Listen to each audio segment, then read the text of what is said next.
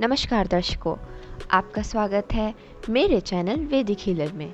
और आज हम बात करेंगे कि माहवारी यानी पीरियड्स के दौरान नाक से खून क्यों आता है। जब नाक से खून आता है तो इस कंडीशन को मेडिकल भाषा में एपिस्टैक्सिस बोलते हैं। तो आज इस वीडियो के ज़रिए हम बात करेंगे कि पीरियड्स के दौरान एपिस्टैक्सिस क्यों होता है। सबसे पहला कारण है हार्मोन्स के स्तर में उतार चढ़ाव के कारण पीरियड्स के दौरान कुछ महिलाओं को नाक से खून आ सकता है। ऐसा बहुत कम देखने को मिलता है और अगर ऐसा किसी स्त्री में सिर्फ 1 या 2 बार होता है तो किसी भी तरह की चिंता की कोई बात नहीं है। दूसरा कारण, बहुत कम केसेस में देखा गया है कि प्रेगनेंसी के शुरुआती दौर में भी नाक से खून आ सकता है।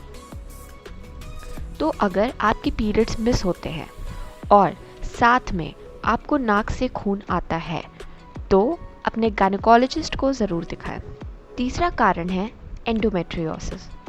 एंडोमेट्रियोसिस नामक बीमारी की वजह से भी ऐसा हो सकता है, जिसकी वजह से हर पीरियड के दौरान नाक से खून आता है या ज़्यादातर पीरियड्स के टाइम नाक से खून आता है।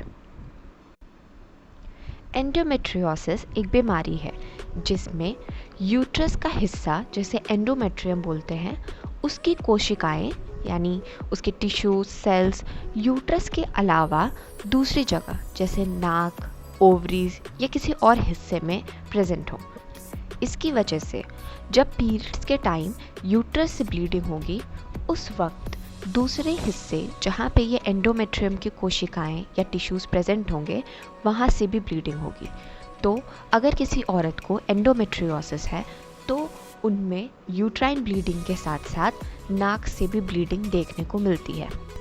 चौथा कारण, यह दिक्कत थ्रोम्बोसाइटोपेनिया या वॉन विलिब्रेंड डिजीज़ के कारण भी हो सकती है, पर ऐसा बहुत कम केसेस में देखने को मिलता है।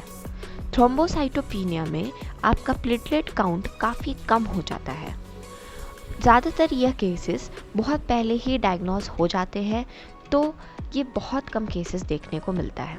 अब बात करते हैं इलाज के बारे में। सबसे पहले हमें खून के बहाव को रोकना है। इसके लिए सबसे पहले सीधे बैठना है और हल्का आगे की तरफ झुकना है। अपने नाक की हड्डी के निचले हिस्से को 10 मिनट तक लगातार दबाना है, जैसा कि आप इस वक्त इस फोटो में देख सकते हैं। 10 मिनट गुजरने के बाद आपको देखना है कि खून बहना रुका या नहीं। इस बीच मुंह से सांस लें और अगर मुंह में खून आए तो उसे थूक दें। यह आम धारणा है कि नाक से खून आते वक्त सिर को पीछे की तरफ झुकाना चाहिए, पर यह बिल्कुल गलत है। सिर पीछे की तरफ नहीं झुकाएं, क्योंकि खून पेट में जा सकता है, जिसकी वजह से उल्टी हो सकती है या फिर खून सांस की नली में जा सकता है। याद रखें, जब खून रुक जाए तब कोई भी चीज़ या उंगली नाक के अंदर ना डालें। खून अगर ना रुके तो अपने नज़दीकी अस्पताल में परामर्श लें। सही समय पर इलाज ही सबसे बड़ा बचाव होता है।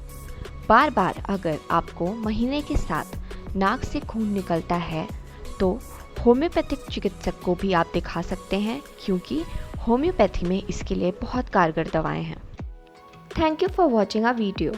हम ऐसे ही कई मेडिकल टॉपिक्स पे छोटी एवं सरल भाषा में वीडियो बनाते हैं ताकि हर कोई उसे समझ सके। हमारे चैनल को और हमें सपोर्ट करने के लिए please like, share and subscribe to our channel.